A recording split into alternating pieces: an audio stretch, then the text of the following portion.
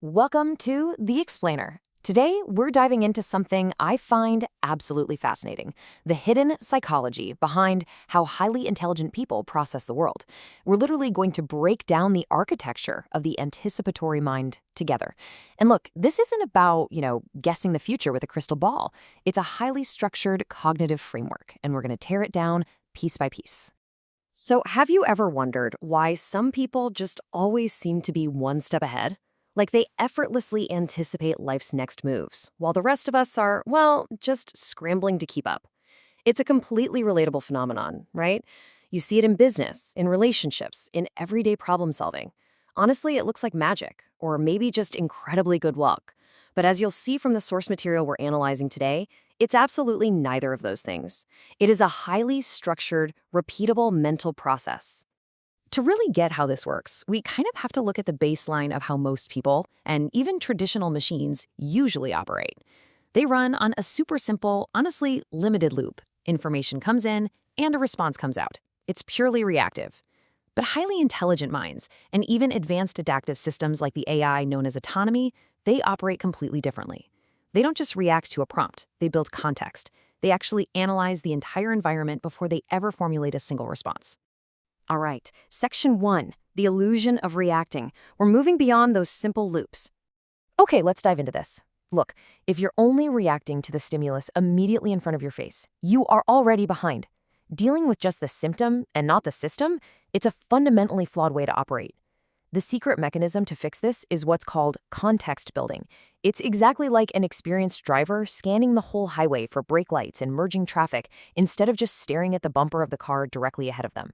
The brain intentionally pauses that reaction loop to understand the whole situation before a decision is even made. It's that critical shift from a pure reflex to a calculated strategy. Moving right along to Section 2, building your world picture. This is all about mapping your environment. By actively engaging in context building, the anticipatory mind maps out its environment in advance. It literally constructs a mental landscape before ever taking a physical step. So instead of staring at a single isolated data point and panicking, the brain asks these three crucial questions. What is changing? What is connected? And what could happen next? By answering those prompts, the mind builds a comprehensive, multidimensional internal picture of reality. It's like gathering all the pieces of a giant puzzle before you start trying to just jam pieces into the wrong spots. And what this world picture actually achieves, it's phenomenal. It ensures that when an action is finally taken, it's fully informed by the whole environment. Psychology shows us that people with higher functional intelligence don't just memorize what happened, they understand why it happened. And knowing the why naturally reveals what's likely going to happen next. Because they have the entire picture, their response isn't just fast, it's incredibly accurate. Which brings us to Section 3, connecting the hidden dots. Let's look at seeing those hidden patterns. Now we're stepping into the next level of cognitive mastery. We've built the picture, right? But now we need to see the relationships hidden within it. Spotting these patterns is all rooted in cognitive complexity. While an average mind might just gloss over the finer points, a high IQ mind naturally examines every angle, detail, and possible consequence of a situation. Now, to an outsider, this intense processing usually looks like hesitation or overthinking, but actually, scratch that, it's the exact opposite. It's the brain rapidly gathering every ounce of available information to guarantee the absolute best possible outcome. Think about how a chess grandmaster views the board. They aren't just looking at the single piece that moved, they are simultaneously calculating the next 10 potential moves. And this brilliantly illustrates that exact chain reaction. Anticipation is really the art of connecting separate, seemingly unrelated signals into one super clear pattern. The human mind realizes that timing connects to behavior, behavior connects to risk, and risk ultimately connects to a consequence. As all these scattered clues merge into one unified pattern, that internal world picture we just talked about becomes crystal clear. That is exactly what allows for those lightning-fast, highly accurate decisions. All right, on to Section 4, thriving in the chaos. We're looking at the edge of complexity. So, what happens when the environment isn't calm? Escalating complexity is literally the ultimate dividing line here.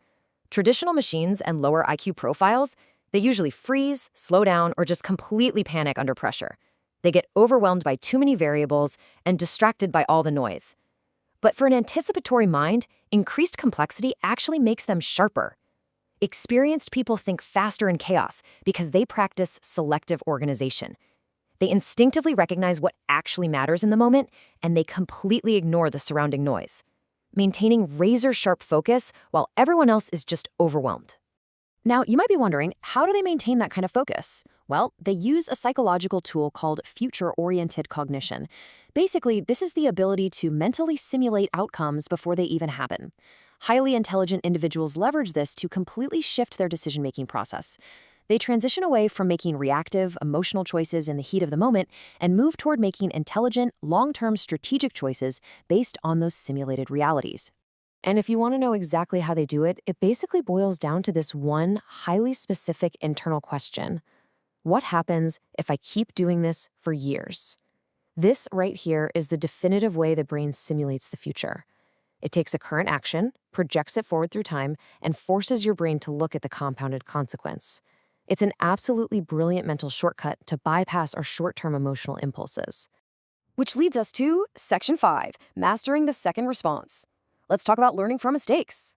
So here's a secret that catches a lot of people off guard. Real intelligence and anticipation aren't actually judged by your very first reaction. The true test of anticipation shows up in your second response. It asks this monumental psychological question.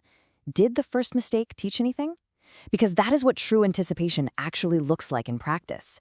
It's not about being flawless and never making an error.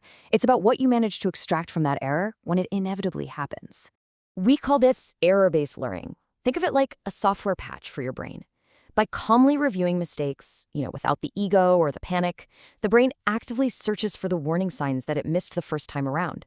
Calmly activating this type of learning is for sure one of the absolute fastest ways to improve your reasoning. Next time, your brain is going to spot those warning signs incredibly early, long before the mistake can repeat itself. So, what does this all mean for us? What's the ultimate takeaway for you, the focused learner?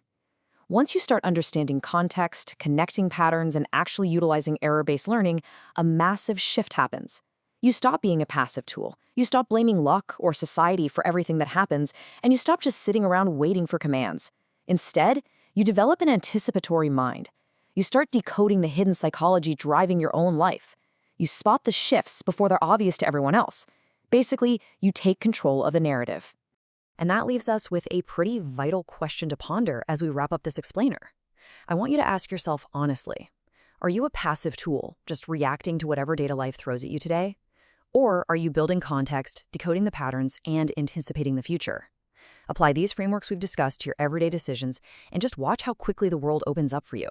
Thanks for exploring this with me today. Keep anticipating and keep learning.